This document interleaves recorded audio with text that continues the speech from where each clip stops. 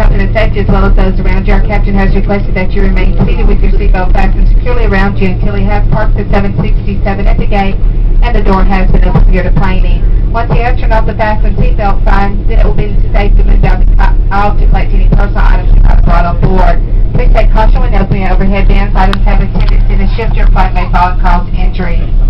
For those passengers who might need assistance here in Atlanta, the baggage claim, customs area, or to another flight, you need to go and check with Delta's uniform agent who greets this flight. They'll be happy to assist you. On behalf of your entire flight crew, it has been our pleasure to serve you and to bring you to Atlanta. We sincerely hope when you meet the place you ever call for air travel, you'll once again find it a pleasure as well as convenience to select Delta. We would like to remind you in our customs area, no use of telephones or photography is allowed. We would like to wish you a happy homecoming to the Atlanta area to your final destination. Thank you and good afternoon. Just a few moments, I'll be showing just a short video just describing how you're going to go through the customs area here in Atlanta. Thank you.